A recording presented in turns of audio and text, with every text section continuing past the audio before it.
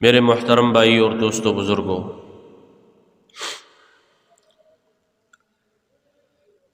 اللہ جل شانہ نے ہمیں کامل اور مکمل دین عطا فرمایا ہے، اور یہ اللہ کی طرف سے اللہ کی امانت ہے، اور یہ ایسی امانت ہے کہ اس کا پورا حق ادا کرنے پر اللہ جل شانہ کی طرف سے جنت ملے گی، انعامات ملیں گے،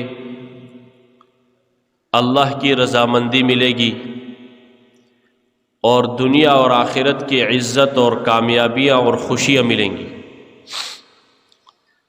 اور اس امانت میں خیانت کر کے اللہ کے عذاب،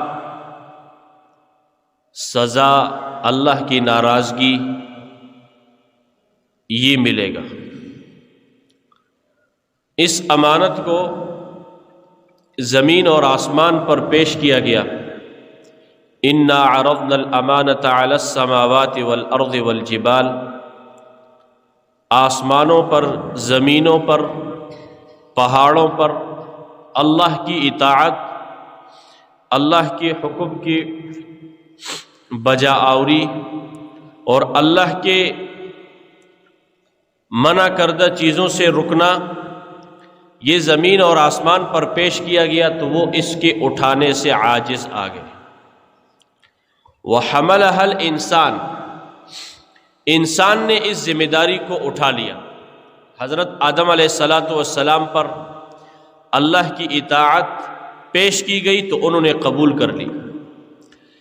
اللہ کی طرف سے یہ اعلان ہوا کہ امانت کو پورا ادا کرنے پر اجر ملے گا، ثواب ملے گا، جنت ملے گی، انعامات ملیں گے، اور امانت میں خیانت کرنے پر سزا ہوگی۔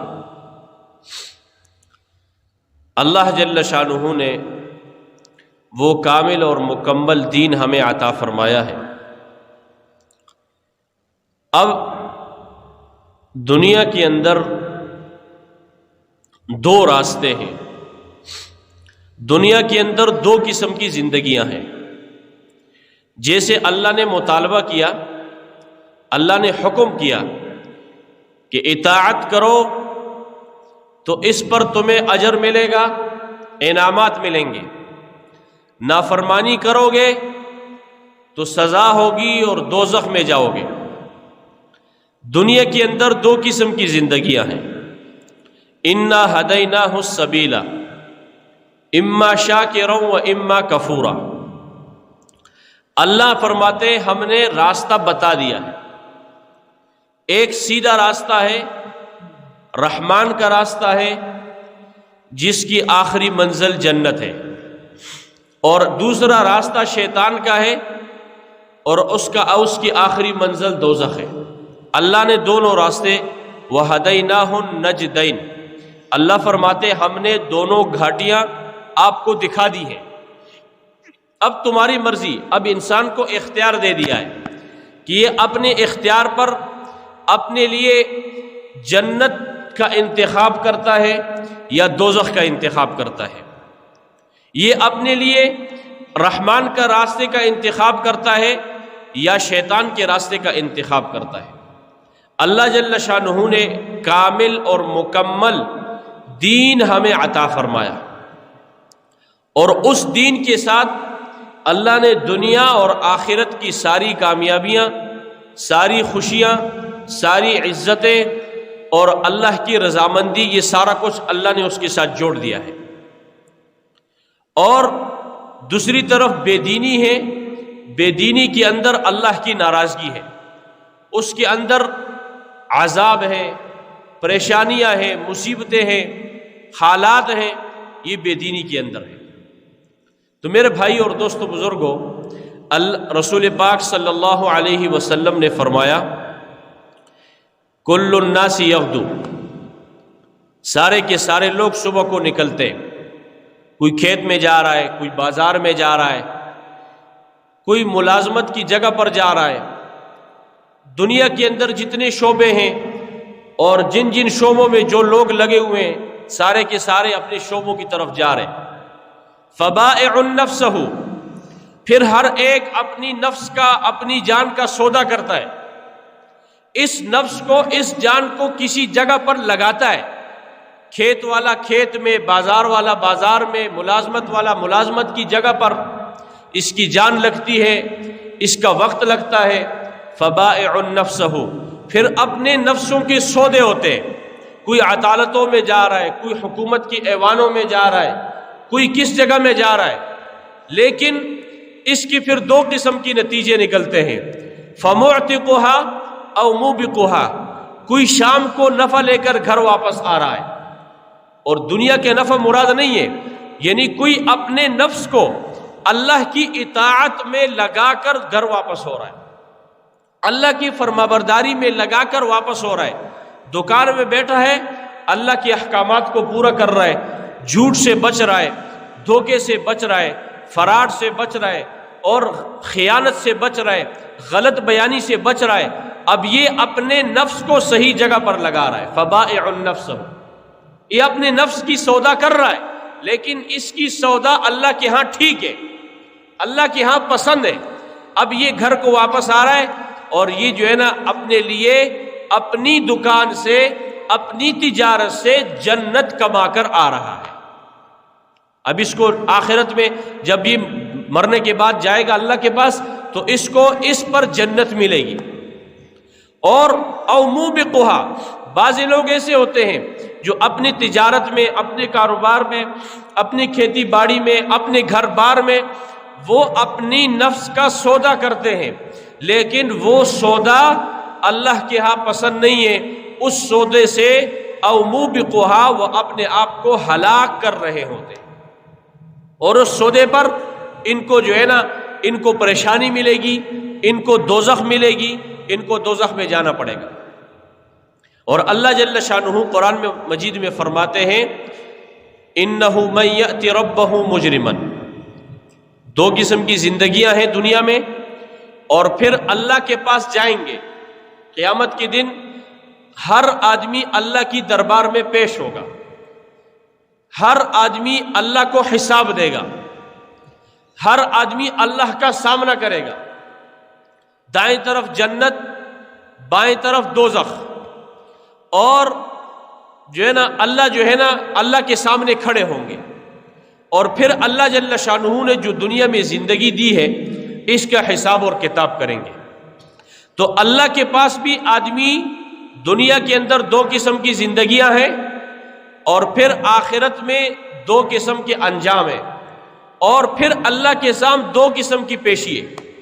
انسان دو حالتوں میں سے ایک حالت میں اللہ کے سامنے پیش ہوگا، اور ان دونوں حالتوں کو اللہ نے قرآن میں بیان فرمایا۔ انہ من یأت ربہ مجرما، بعض لوگ، اللہ ہماری حفاظت فرمائے، اللہ کی دربار میں ایسی حالت میں جائیں گے کہ یہ اللہ کے مجرم ہوں گے، یہ فرشتے نے ان کو جکڑا ہوا ہوگا، اور یہ زنجیروں میں باندھے ہوئے ہوں گے۔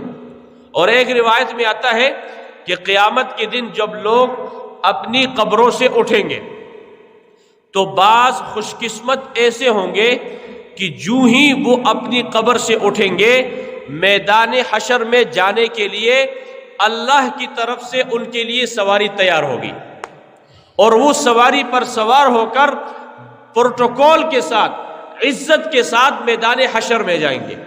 یہ کون لوگ ہوں گے؟ یہ وہ لوگ ہوں گے جنہوں نے دنیا میں اللہ کو سامنے رکھ کر زندگی گزاری ہوگی، جنہوں نے اپنے اس نفس کو جو ہے نا نافرمانی سے بچایا ہوگا۔ یہ وہ لوگ ہوں گے جو اللہ کی دربار میں، میدان حشر میں پروٹوکول کے ساتھ، عزت کے ساتھ حاضر ہوں گے۔ اور بعض لوگ ایسے ہوں گے جو اپنی قبروں سے اٹھیں گے، وہ پیدل اس کی طرف، میدان حشر کی طرف جا رہے ہوں۔ اور بعض لوگ ایسے ہوں گے، اللہ ہماری حفاظت فرمائے، کہ جو پاؤں کے بل نہیں، وہ سر کے بل چل کر میدان حشر میں جائیں گے۔ اب سر کے بل کیسے چلیں گے؟ لوگ تو پاؤں پر چلتے ہیں.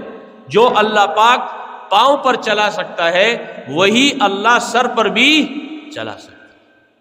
اور یہ کون سے لوگ ہوں گے کہ جنہوں نے دنیا میں غفلت کے ساتھ زندگی گزاری ہوگی، اللہ کو ناراض کیا ہوگا، اللہ کی دین میں خیانت کی ہوگی، اللہ کی دین پر زندگی نہیں گزاری ہوگی. یہ وہ لوگ ہوں گے جو میدان حشر میں سر کے بل چل کر جائیں گے. تو اللہ جل شانہ فرماتے ہیں اِنَّهُ مَن يَأْتِ رَبَّهُ مُجْرِمًا فَإِنَّ لَهُ جَهَنَّمَ، کہ جو اللہ کی دربار میں، اپنے رب کی دربار میں، اپنی رب کی عدالت میں ایسی حالت میں حاضر ہوگا کہ وہ مجرم بن کر جائے گا، اللہ کا نافرمان بن کر جائے گا. فَإِنَّ لَهُ جَهَنَّمَ، تو اس کا ٹھکانہ کیا ہے؟ وہ جہنم ہے، وہ دوزخ ہے.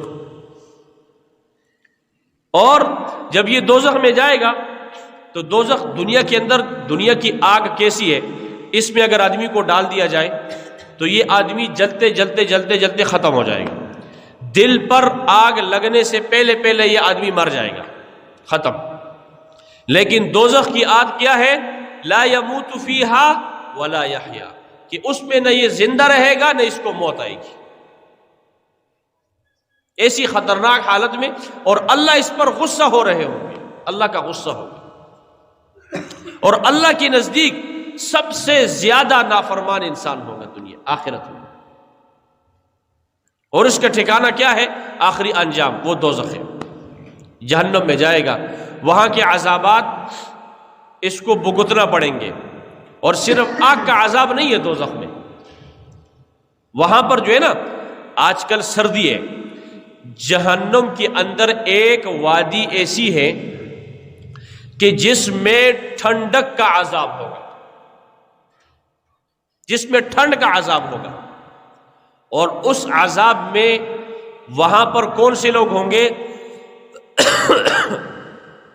وہاں پر بے نمازیوں کو رکھا جائے گا، جو نماز کا اہتمام نہیں کرتے، جو نماز کو بغیر کسی عذر کے چھوڑ دیتے، اذان سنتے مسجد میں نہیں جاتے. آج کل سردی کا موسم ہے، اب جہنم کے اندر صرف گرمی کا عذاب نہیں ہوگا، سردی کا عذاب بھی ہوگا. اب واللہ عالم، اللہ ہماری حفاظت فرمائے کہ جہنم کی سردی کیسی ہوگی. اور پھر وہاں پر صرف آگ نہیں، سردی نہیں، سانپ اور بچھو ہوں گے. سانپ اور بچھوؤں کا سامنا کرنا پڑے گا. یہ کون سے لوگ؟ کہ جو مجرم بن کر اللہ کی دربار میں جائیں گے. دنیا میں زندگی گزاری لیکن اللہ کی نافرمانی کے ساتھ، زندگی گزاری لیکن خیانت کے ساتھ، زندگی گزاری غفلت کے ساتھ. اس کو اللہ یاد نہیں آیا، اس نے اللہ کو یاد نہیں کیا کہ جو اللہ روزانہ کھلا رہا ہے، پلا رہا ہے، سلا رہا ہے، ہماری ضرورتوں کو پورا کر رہا ہے، وہ خالق اور مالک اور رازق ہے، وہ ہمارا رب ہے. اس نے اس اللہ سے غفلت کے ساتھ زندگی گزاری. اب اس کا ٹھکانہ دوزخ ہے. اور کچھ لوگ اللہ کی دربار میں ایسی حالت میں حاضر ہوں گے، وَمَن يَأْتِهِ مُؤْمِنًا قَدْ عَمِلَ الصَّالِحَاتِ، جنہوں نے اللہ کو خوش کیا، دنیا میں اللہ کو راضی کیا، دنیا کی زندگی اللہ کی فرما برداری کے ساتھ گزارتی، اپنے آخرت کی تیاری میں لگے رہے. حدیث پاک میں آتا ہے، رسول پاک صلی اللہ علیہ وسلم نے فرمایا، من جعل الہموم ہم واحدہ ای ہم آخرتہ کفاہ اللہ ہم دنیاہ، کہ جو اپنے سارے غموں کو، سارے پریشانیوں کو سمیٹ کر ایک غم بنا لے. کون سا غم؟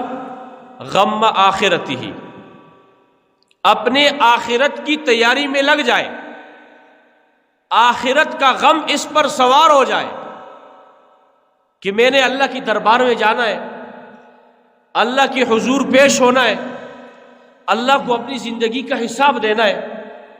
اللہ کے سامنے کھڑے ہوں گے، فرشتے آئیں گے، اٹھا کر لے جائیں گے، اللہ کی دربار میں پیش کریں گے.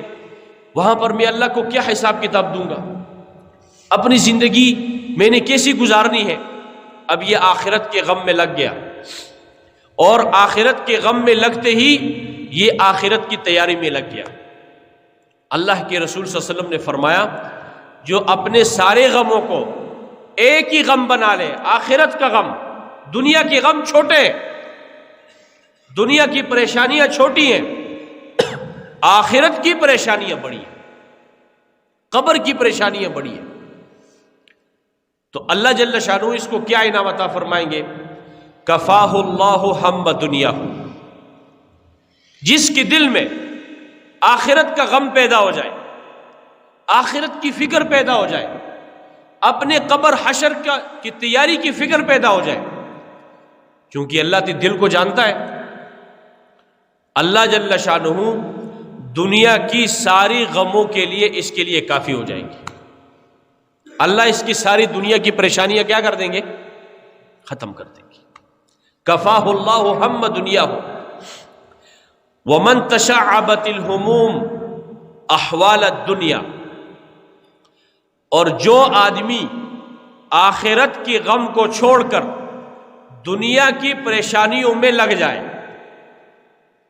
اور دنیا کو اپنا نصب العین بنا لے، دنیا کے لیے سوچتا ہے، دنیا کے لیے سفر کرتا ہے، دنیا کے لیے جو ہے نا اس کے دن رات دنیا کے لیے گزرتے ہیں، اللہ جل شانہ فرماتے ہیں، رسول پاک صلی اللہ علیہ وسلم نے فرمایا کہ اللہ جل شانہ اس کے احوال کو منتشر کر دیتے ہیں، کبھی ادھر سے پریشانی، کبھی ادھر سے پریشانی، کبھی ادھر سے پریشانی، اب یہ آخرت سے غافل ہو گیا۔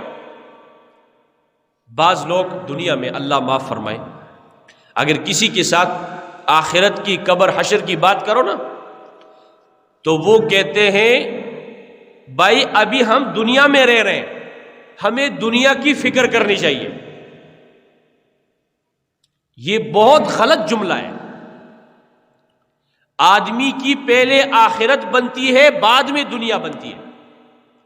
نیک آدمی جو دنیا میں اللہ کو راضی کر رہا ہوتا ہے، آپ نے دیکھا ہوگا اور حدیث میں بھی ہے کہ نیک لوگوں پر دنیا کے حالات زیادہ آتے ہیں، دنیا کے احوال نیک لوگوں پر کیا آتے ہیں؟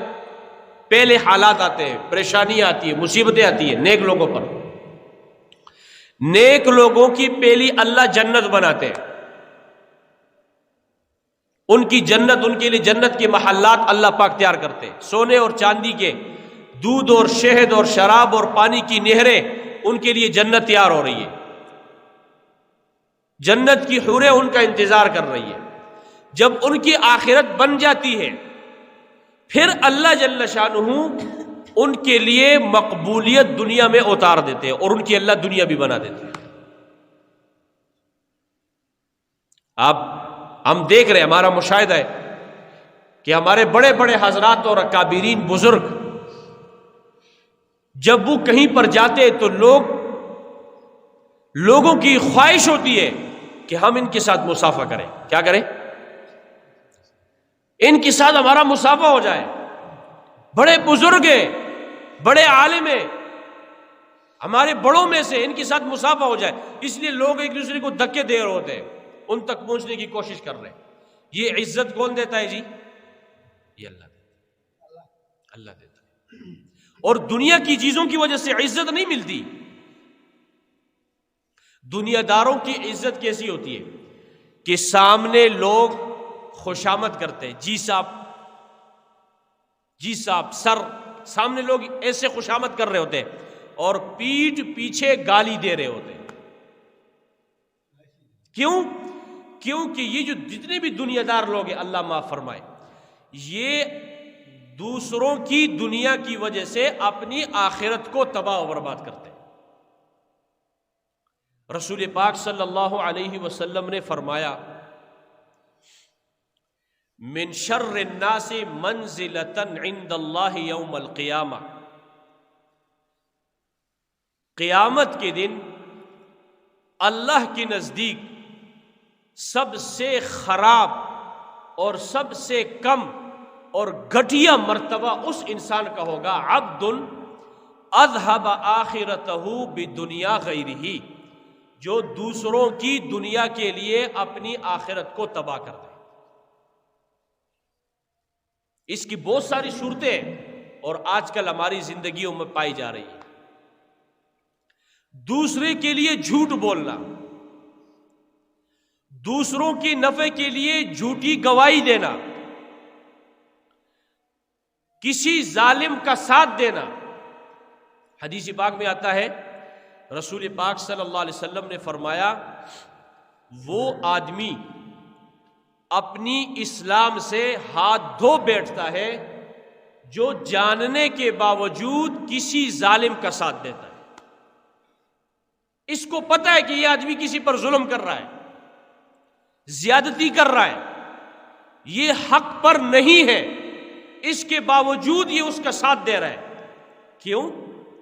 کیونکہ اس کی وجہ سے اس کے ساتھ میرے بہت سارے نفع وابستہ ہے، یہ آدمی میری بات مانتا ہے، میرے چمچگیری کرتا ہے اور میرے کام آتا ہے۔ بعض جگہوں پر ایسی جگہوں میں یہ آدمی ظالم کا ساتھ دے رہا ہے۔ رسول پاک صلی اللہ علیہ وسلم نے فرمایا، اس کا اسلام باقی نہیں رہتا، یہ مسلمان۔